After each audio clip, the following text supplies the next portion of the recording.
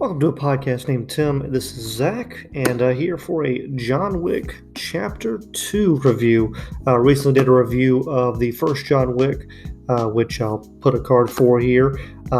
It was an instant classic and an amazing action film. Great story, great lore, an interesting world they built, and just an all-around good movie.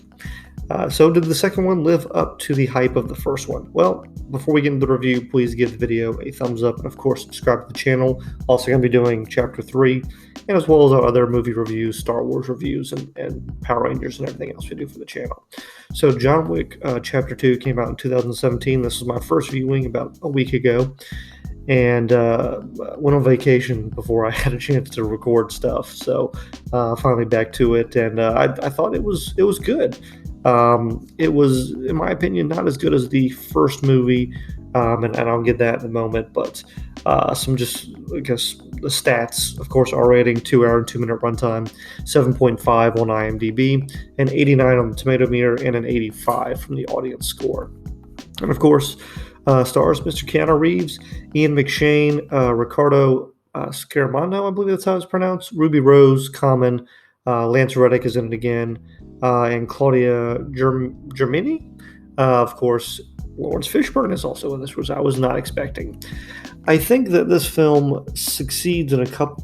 There are three kind of pillars to the John Wick success as far as the first one, and I think that this one is better at one of those pillars, and then not as good as the other one. I think it's still an excellent film and certainly above average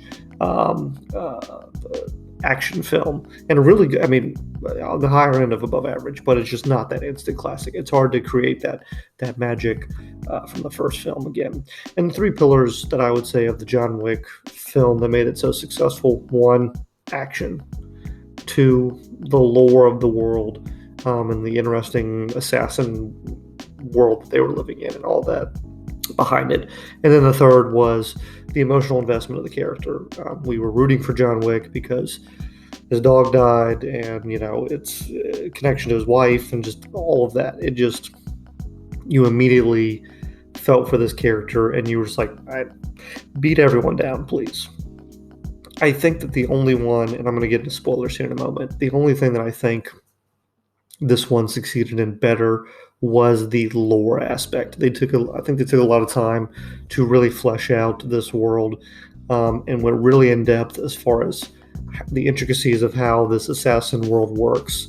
And that would, in some respects, it seemed like the main focus. The action was about as good, maybe slightly worse, because there was one scene in the catacombs. It was a little hard to see at times. But I think the emotional connection is where this movie takes a big dip and compared to the first one. It's hard to top, creating grief for a character when you murder his wife and murder their dog. You're really not going to ever beat that. And this movie does a good job with forcing our character into a situation that we know he doesn't want to be in. In this one, he's retired again immediately after the events of the first movie. A gentleman comes up to him who was part of there's basically the I think they call it the table, which is the big bosses of the assassin underworld, crime world. And he wants John to kill his sister because he wants her spot at the table. And John doesn't want to do it. He's like, I'm retired. But there's something called a marker, which is basically a blood oath promise. It's an actual token that has your blood oath that basically is I will do anything you say as long as you do something for me. And apparently John made a deal with this gentleman to get him out of the business the first time, and now he's cashing in that chip. And it's basically one of the rules that is in this world where it's like you have to do the marker. You can't say no if someone comes to you with this. So that was really interesting. And they have a ledger that they keep all the markers in. You have to sign off and put your blood thumbprint in that it's been taken care of. So that was just really fascinating. But he doesn't want to do it. He doesn't want to murder this woman because, one, he's out of the business, and two, they have some kind of friendship.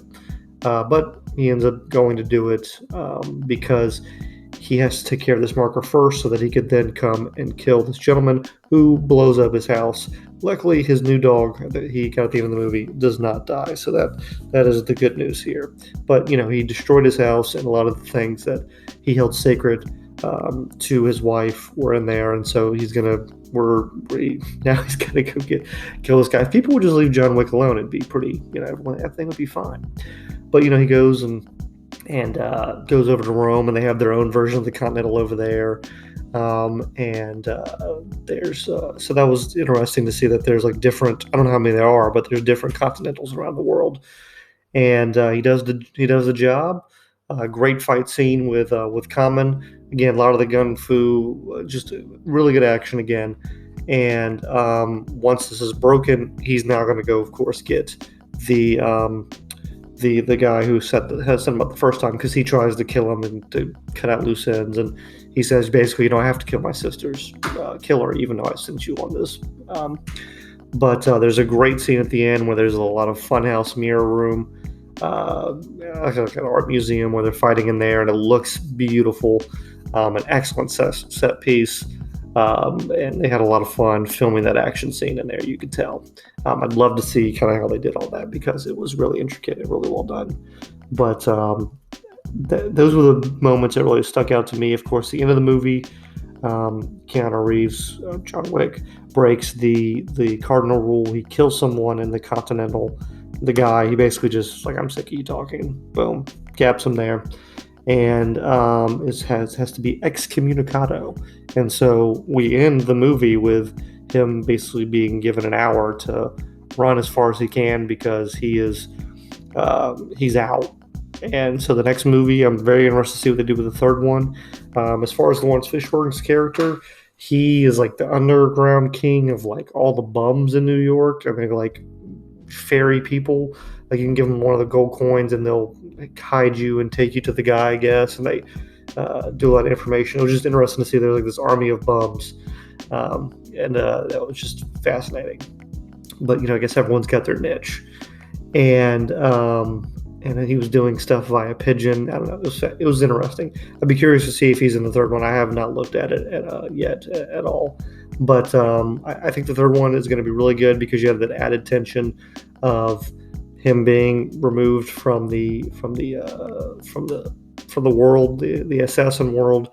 And so I guess everyone's going to be gunning for him now. I don't know if the rules are you have to, like, if you see one of these excommunicado people, like, you're legally obligated in the bylaws to kill them, or if there's still like a bounty system, or how that's going to work. But everyone's going to be after him. And I should say there was one other fun scene. He's going through New York where there's a lot of different people he has to keep killing, because there's a big bounty on his head.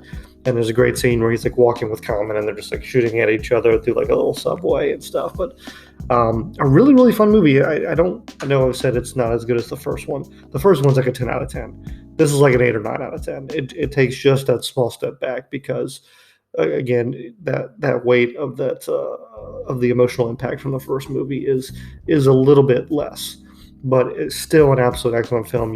You should see it if you have not. And we'll be reviewing the third one here maybe next week, very soon, certainly. And ready for the fourth one to come out, I guess, next year. So that's my thoughts on John Wick Chapter 2. And let me know your thoughts on the film. Did you like it better than the first one? Did you think it was worse? And what are your thoughts on the lore and how they built up the lore in this movie? Thank you again for checking out the video. See you next time here on a podcast named Tim.